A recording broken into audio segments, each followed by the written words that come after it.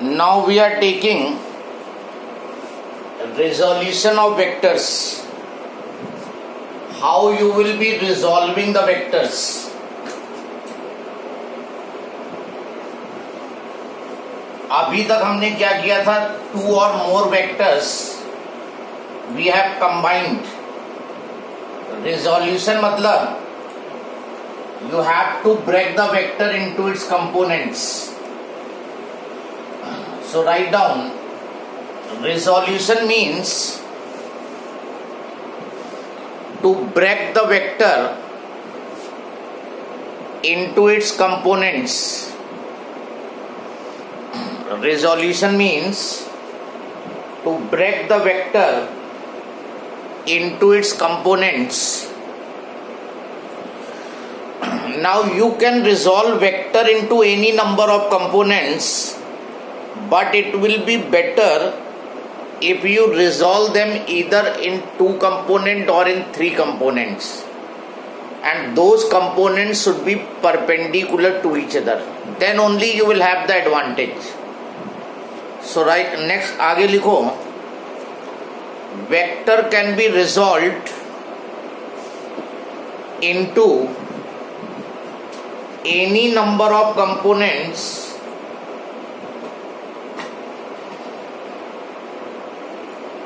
but it will be better to resolve vector in 2 perpendicular components if the vector is in plane and 3 perpendicular components if vector is in space.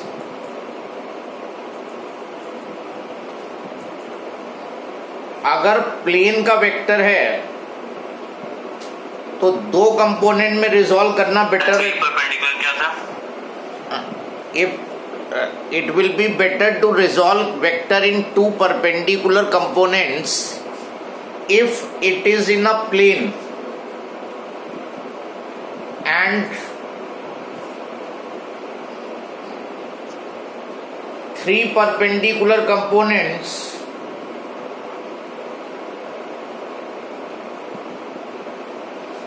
if vector is in space. अगर space का vector है तो उसको x, y और z component में resolve करोगे, और अगर प्लेन में वेक्टर है तो उसको x और y या x और z या y और z में रिजॉल्व करोगे. सो जैसे मान लो this is the vector given to you, ये वेक्टर गिवन है. This is a vector in a plane. अब जब इसको रिजॉल्व करोगे तो x और y कंपोनेंट में रिजॉल्व करोगे, तो इसका ये x कंपोनेंट ये x एक्सिस है और ये y एक्सिस है. ये पॉजिटिव x ये पॉजिटिव y. तो यहां से जब परपेंडिकुलर ड्रॉप करोगे तो ये कंपोनेंट इसका x कंपोनेंट कहलाएगा, और जब यहां से y एक्सिस पे परपेंडिकुलर ड्रॉप करोगे तो ये इसका y कंपोनेंट होगा. This is R x component of this vector and this is y component, ये y कंपोनेंट. तो क्या किया तुमने? जिस वेक्टर को रिजॉल्व करना है उसके टेल पे x और y एक्सिस ड्रॉ कर दी, और वेक्टर के हेड से दोनों एक्सिस पे परपेंडिकुलर ड्रॉप कर दिया. तो ये x कंपोनेंट हो गया, ये y कंपोनेंट हो गया. अब मान लो ये थीटा दे रखा है तुम्हें, तो तुम्हें ये फाइंड करना है. तो R x upon R base upon hypotenuse cos theta होता है, तो Rx जो आएगा वो R इंटू कॉस थीटा, तो Rx की वैल्यू R कॉस थीटा। इसी तरह ये वाला कंपोनेंट इसके बराबर है, तो Ry perpendicular upon hypotenuse R, perpendicular upon hypotenuse sine theta होता है, तो Ry की वैल्यू आ जाएगी R साइन थीटा। तो ये वाला कंपोनेंट R साइन थीटा हो गया। In this way you will be resolving the vector into its perpendicular components, and once you have resolved the vector into its component, फिर vector itself का यहां पे कोई मतलब नहीं रह जाएगा।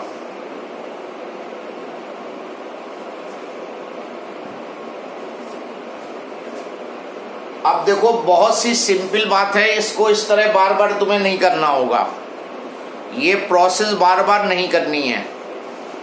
तुमने इसका x ड्रॉ किया, इसका y ड्रॉ किया, और जिस कंपोनेंट पे x या y में से जिस कंपोनेंट पे एंगल है उसको cos के साथ लिख दो, और जिस पे एंगल नहीं है उसको साइन के साथ लिख दो। सीधा सा रूल है, जिस कंपोनेंट पे एंगल हो उसको cos के साथ लिख दो, जिस पे एंगल ना हो उसको साइन के साथ लिख दो, और R साथ में आ जाएगा। देखो दिखाते हैं फिर से, ये वेक्टर है R, इसको तुम्हें दो पार्ट में रिजॉल्व करना है, और ये एंगल तुम्हें दे रखा है थीटा। ये वेक्टर R जो है, this time it is given in this way, और थीटा एंगल दे रखा है, इसको रिजॉल्व करना है। अब देखो जब एक्सिस ड्रॉ करोगे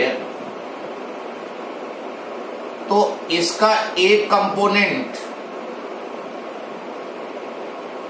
और ये y एक्सिस, तो x पे परपेंडिकुलर ड्रॉप करोगे तो ये x कंपोनेंट आएगा, और y पे ड्रॉ करोगे तो ये y कंपोनेंट आएगा। तुम straight away this and this draw कर सकते हो। बताओ इस कंपोनेंट की क्या वैल्यू होगी, Rx की वैल्यू बताओ कितनी होगी? यस, R cos थीटा, क्योंकि इस पे एंगल आ रहा है, इस पे एंगल आ रहा है, तो ये R cos थीटा होगा, और दूसरे वाले को लिख दोगे Ry को R sin थीटा। अब बार बार ये प्रोसेस तुम्हें करने की जरूरत नहीं है।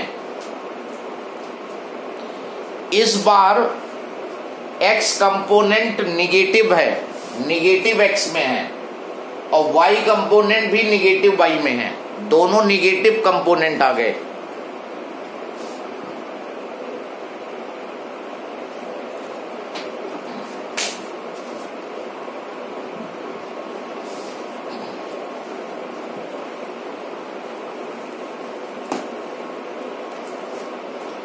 अब मान लो ये दिया है तुम्हें, ये फोर्स दे रखा है, and this angle is given to you,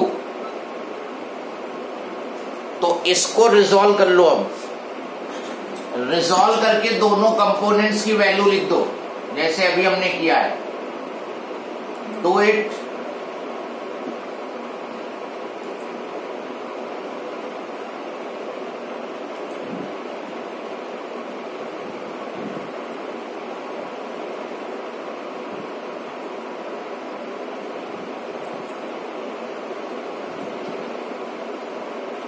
done.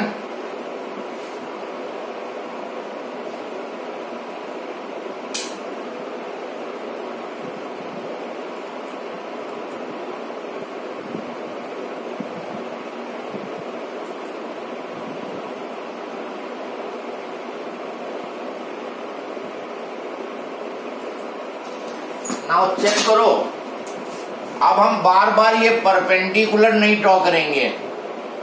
एक कंपोनेंट ये हो गया और एक कंपोनेंट ये हो गया, बस हो गया। एक कंपोनेंट निगेटिव एक्स में और वाई वाला पॉजिटिव में आएगा, क्योंकि इनके बीच में होना है रिजल्टेंट को। जिस पे एंगल है,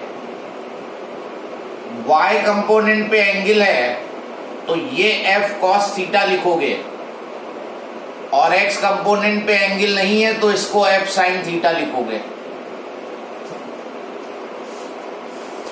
और एक बार जब तुमने रिजॉल्व कर दिया तो कंपोनेंट्स को डील करोगे, मेन वेक्टर को डील नहीं करोगे फिर।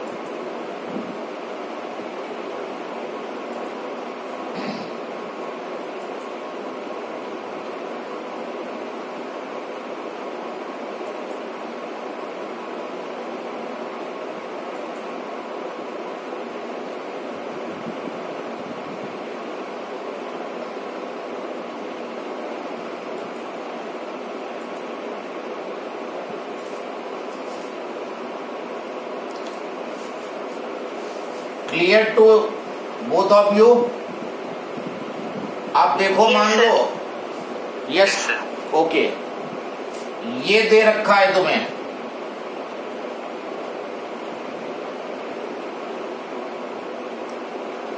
दिस फोर्स इज 50 न्यूटन और ये एंगल 30 डिग्री दिया है। तो इसको x और y कंपोनेंट में ब्रेक कर दो, रिजॉल्व कर दो। एफ एक्स की वैल्यू निकालो और एफ वाई की वैल्यू निकालो।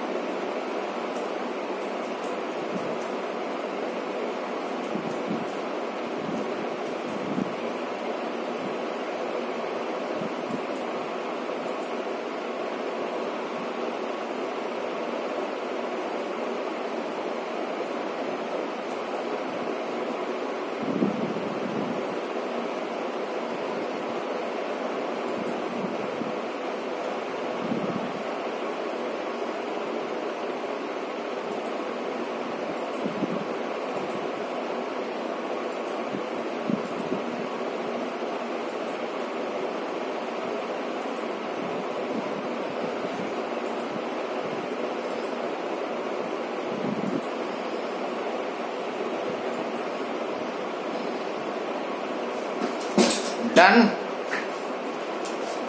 देखो, इसका एक x कंपोनेंट पॉजिटिव x में आएगा और y कंपोनेंट निगेटिव y में चला जाएगा। इस पे एंगल है sir F x √325, f cos 30 हो जाएगा। 50 cos 30 इज √3/2, तो 25 √3 न्यूटन। और ये एफ वाई हो जाएगा f sin 30, 50 sin 30 half, 25 Newton. तो x कंपोनेंट 25 √3 और y component 25 Newton. In this way, you will be resolving the given vector.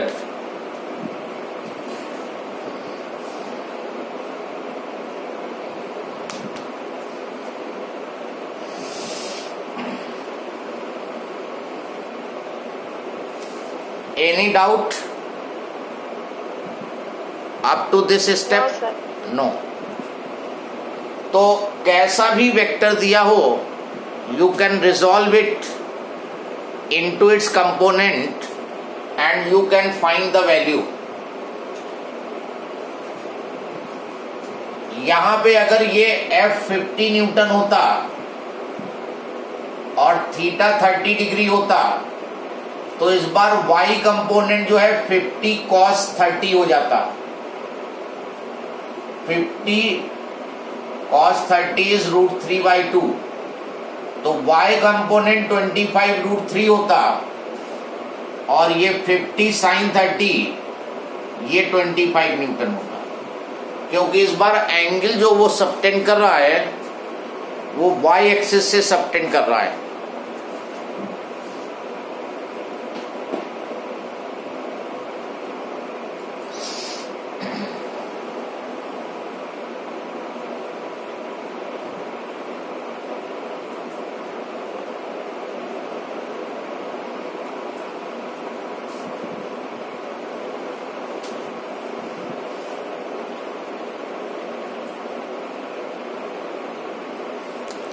Then next heading लिखो, एडिशन बाय रिजोल्यूशन मेथड।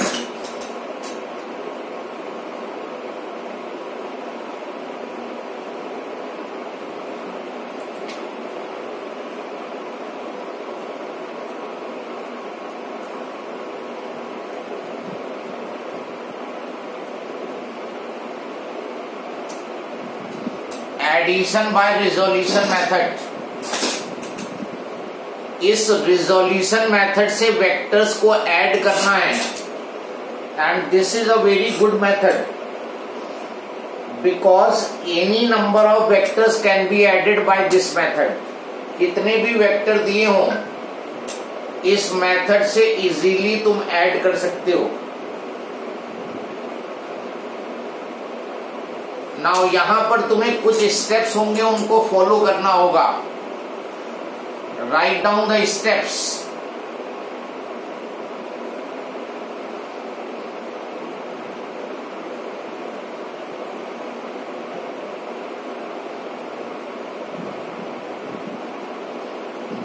पहला step लिखो, resolve all the vectors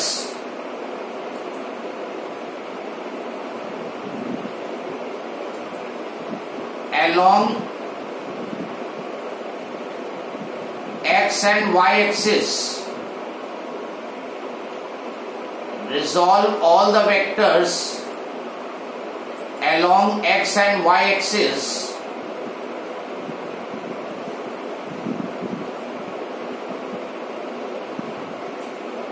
second, find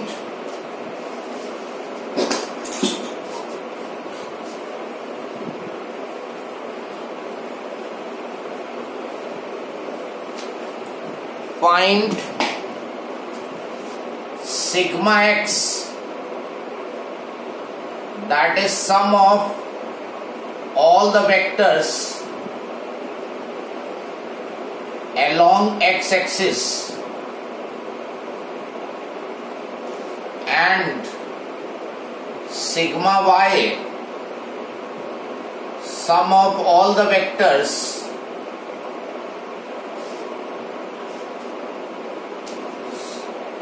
sum of all the components कर दो, ज्यादा easy रहेगा analyse करने में। sum of all the components along x-axis and sum of all components along y-axis.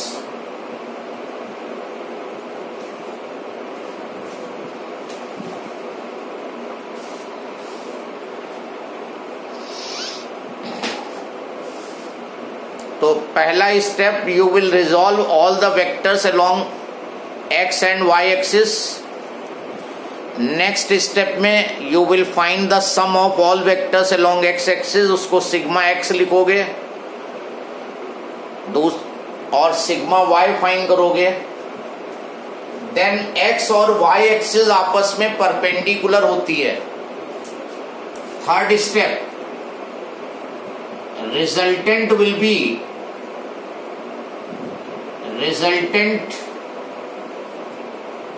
R will be under root sigma x square plus sigma y square.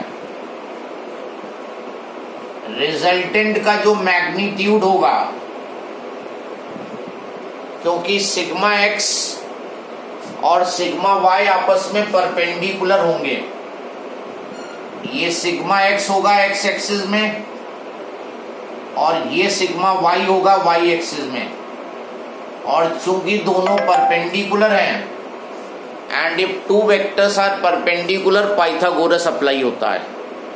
तो we have applied the Pythagoras here, we will apply the Pythagoras.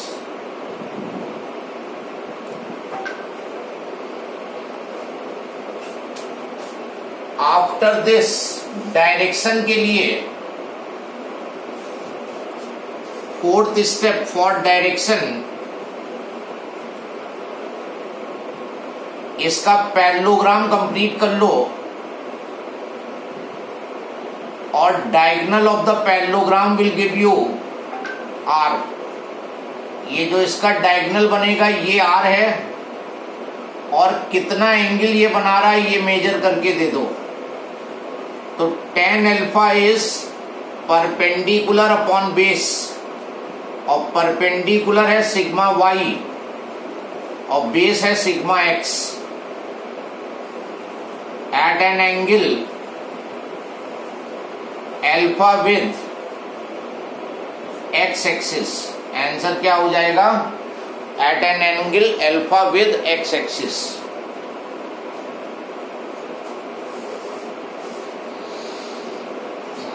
So these steps you have to follow to find the sum of the vectors by resolution method। बहुत ज्यादा use होगा ये method, sigma x निकालना, sigma Y निकालना, फिर उनका resultant find करना।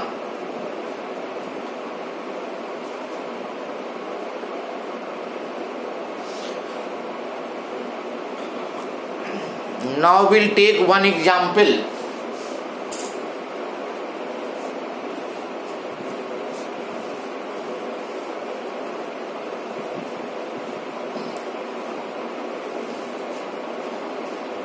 Now you are given F1 is equal to 30 Newton